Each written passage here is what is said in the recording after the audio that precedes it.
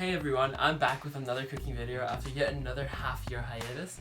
And today we're going to be returning to another Snickerdoodle cookie recipe. A few years back, I posted a Snickerdoodle cookie recipe on my YouTube channel. And it was describing my favorite recipe, and I've used that recipe so many times throughout the years, giving it to friends during different holidays.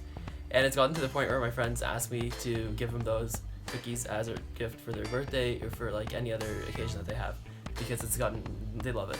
And I've had people come up to me and tell me that they've used the recipe before and it worked out great for them. And yeah. So even though these cookies have become super popular and successful, I've decided to try something new, because for me it gets boring to keep repeating the exact same recipe over and over again, even if it works great. So I decided to make a creative new twist on my Snickerdoodle cookies. So to make it into a cookie that would be original, tasty, and unique, that you wouldn't even be able to find it in a store. So today I'm going to show you two new variations of Snickerdoodle cookies. The first one is going to be a tropical cookie with roasted macadamia nuts and coconut, and the second one will be with extra spices and spice-infused raisins. So now we're going to start with just the basic Snickerdoodle cookie recipe again, which if you want to see in more depth, you can go check out my previous YouTube video where I go into depth, but right now I'm just going to quickly go through it. So the first step is adding in 2 cups of butter, which I'm doubling the recipe for both of these, but otherwise it would be half the recipe, which is again in my specific Snickerdoodle cookie one. You can see all the information, but I'm adding in 2 cups of butter, and I'm going to combine them with 1 2/4 cup of sugar, so 1.5 cups of sugar, and I'm going to cream them together. So here I have 1 cup of sugar, and here I'll add another cup in a moment, and then I'm going to start creaming. Alright, so once you put in the baking powder as well, just mix that up, and then add a pinch of salt, and you'll be all good. And now we're going to move. Alright, so once you cream the butter, the consistency should be around like this. It should be, you can't see the sugar particles and the butter particles separated. You should see them mixed together. So now that we've done this is the first part of the liquid mixture. We're going to move on to the dry mixture. So for the dry mixture, we're going to use 2 2/3 cup of flours. So 1 cup, 2/3 of a cup, and then we'll add 1 more cup of flour. And then we're going to add in 1 teaspoon of baking powder, and we're going to mix that up. Okay, so I added a teaspoon of baking powder as well, and I mixed it up. So those are dry ingredients.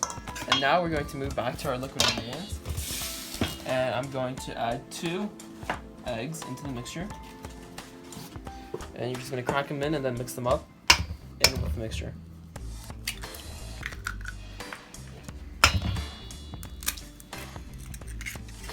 Okay, and then just mix those up, and then once those are mixed up, then we'll move on to the next step. So I'll be back again in a moment.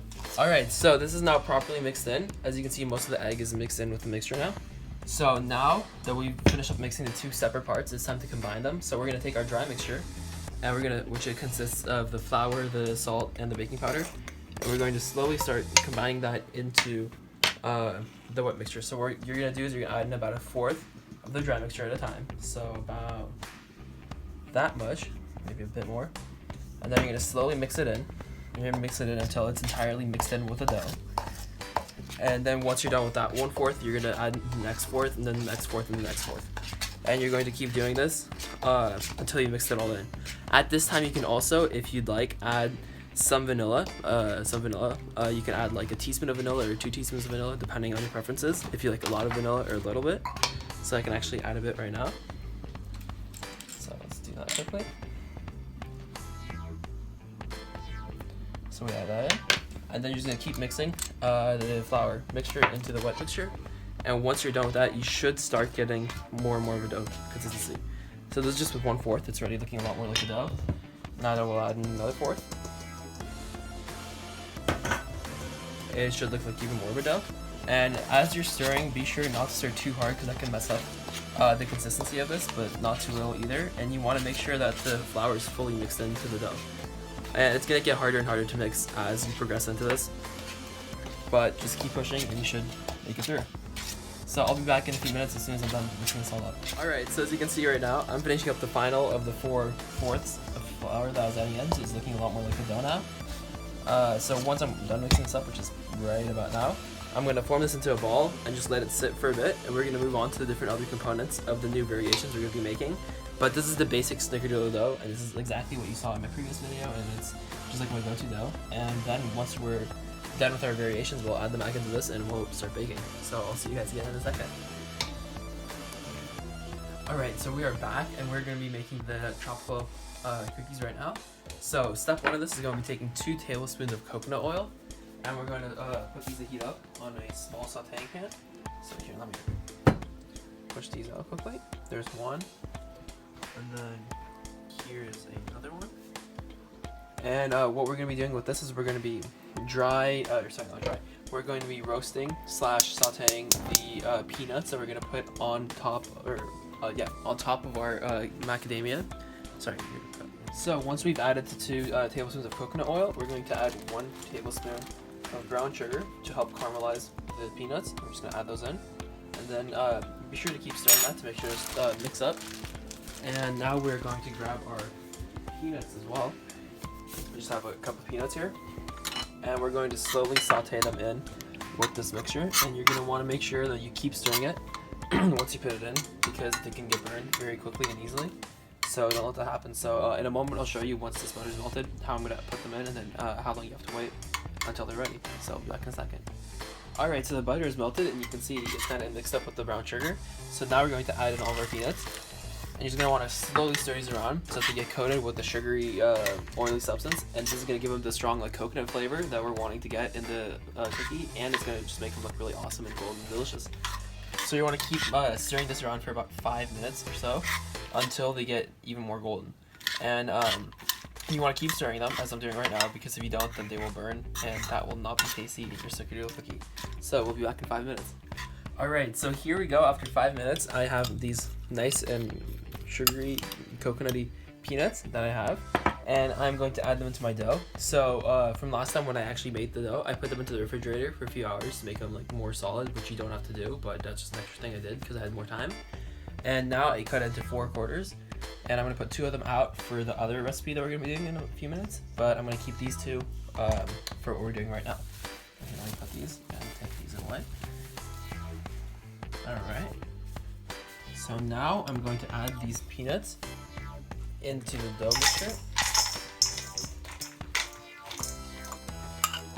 And I'm going to mix the 2 together to get the peanuts to be inside the dough. So I'm just going to start mixing it up with my spoon like this, trying to combine as many peanuts as I can with the actual mixture.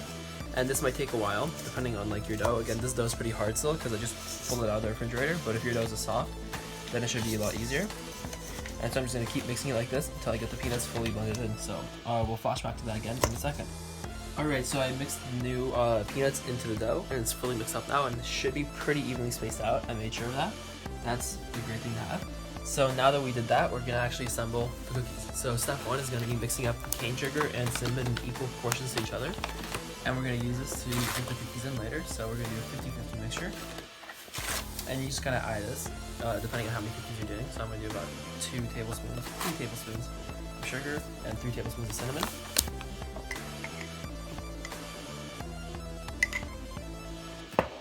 Now you're going to mix this together.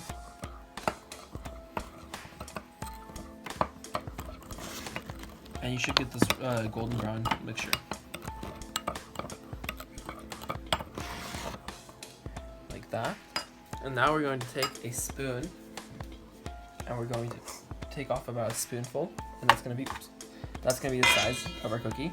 And so we're going to form it into a ball now. And once it's formed into a ball, you're going to dip it in the cinnamon powder. And once it's fully dipped, then you're going to put it onto your baking sheet that's greased, and they should be about an inch apart. So I'm going to continue doing this with the rest of this batter, and then I'll show you where the macadamia nuts are going to come in handy.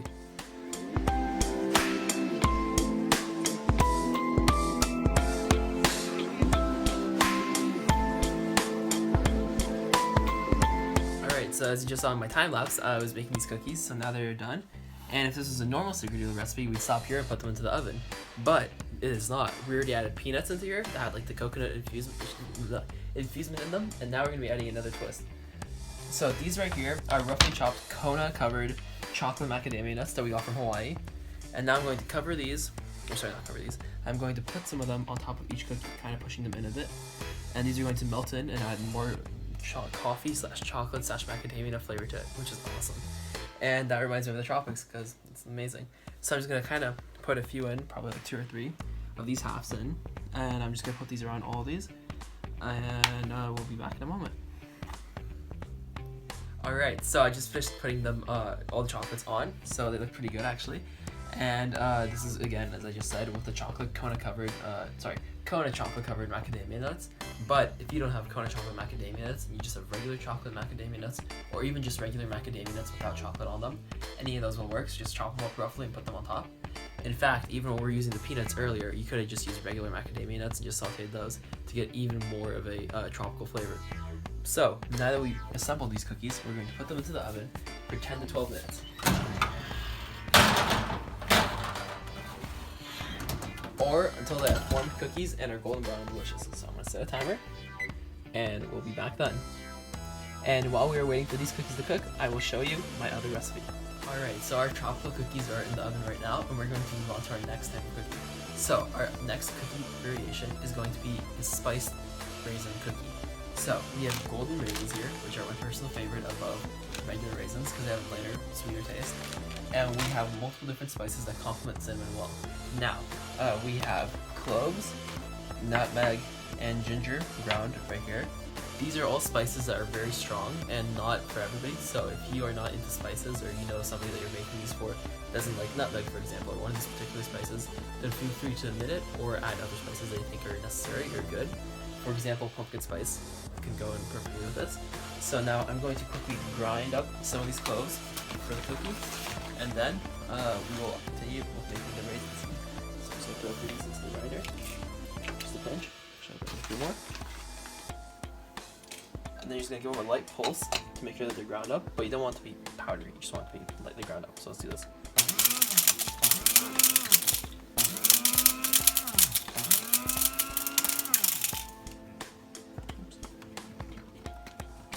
Alright, perfect.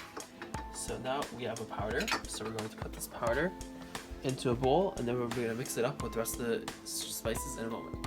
Alright, so here's the freshly ground cloves I just ground up. Make sure they're pretty ground up because you don't want big pieces because that's not fun to eat.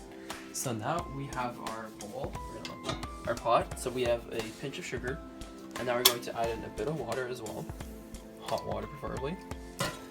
Then once you have that, we're going to add in our golden raisins.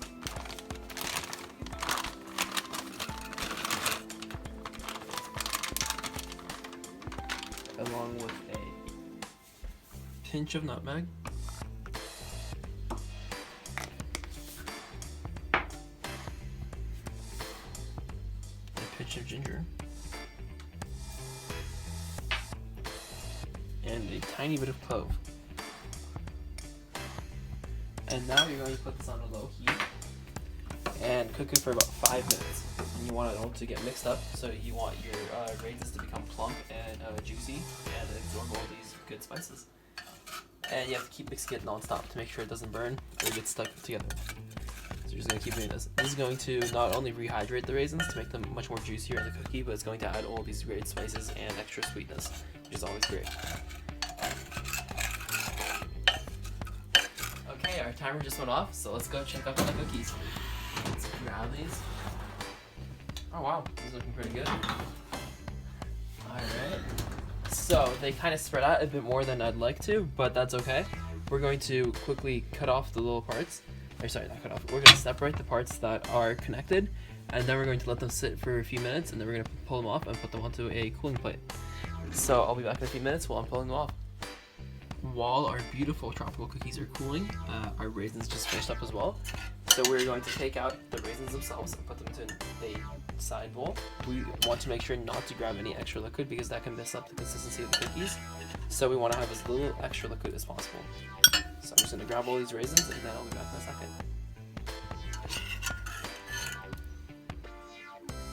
So I just pulled out the raisins as I was showing earlier, and wow, the whole kitchen smells really spiced up now, which is awesome. So now that I have these raisins, I'm going to put them in with the second half of the dough that I showed you earlier, which I pre-cut out. And so I'm going to put these in, and we're going to mix them up and create the next dough. So cookies in. Wow, these smell really good. I'm gonna take a spoon and just start mixing them up again. And just as with last time, the dough is still pretty cold, so it's gonna take a while. But after some work, it will mix up perfectly. So let's just start mixing it. And we'll be back in a second. Alright, so here's my finished mixed up dough. And for me, I had to put it into the refrigerator for a few minutes because it got way too sticky because I added the hot raisins in immediately. So to avert this problem, you can either wait till your raisins cool down before you add them in, or if you add them in hot, you can put them into the fridge for a few minutes, or you can put the whole dough into the fridge for a few minutes and let it cool down. Anyways, now that we did this, we're going to follow the exact same thing that we did with the previous cookies. So you're going to take out about a spoonful, then you're going to roll it up into a ball, and then dip it around in your cinnamon sugar mixture, and place it on a cookie sheet. And so we're going to just time-lapse me doing the rest of these.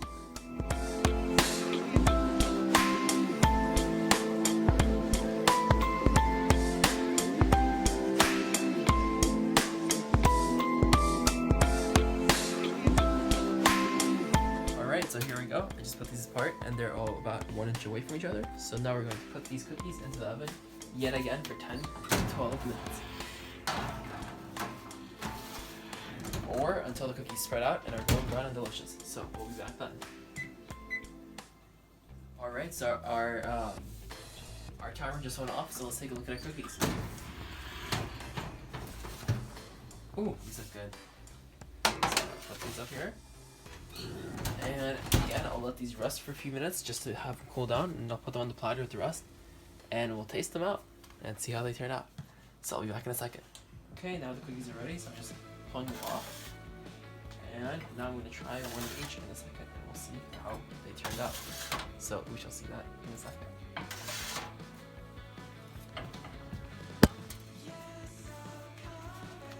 Alright, so here we have one of each type, so let's give it a try. So this is the tropical cookie one right here. Let's see.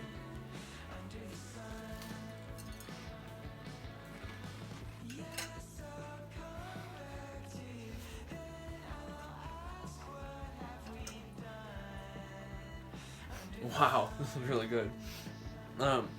It's very, you can taste the flavor of all the nuts and all like the different flavors. It's a unique cookie. Wow. Yeah, I mean, let's try this one out.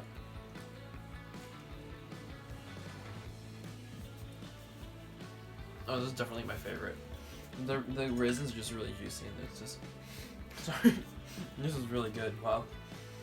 Yeah, so I would definitely recommend making both these recipes, especially the raisin one, because the raisin one just turned out amazingly. And I hope you enjoyed this YouTube video. Sorry for the huge wait between the videos again, and hopefully I can post out some more stuff soon. So don't forget to hit smash, leave a like, and hit the notification bell, and let me know if there's anything else you'd like me to make videos of. Have a great day, and thank you for watching.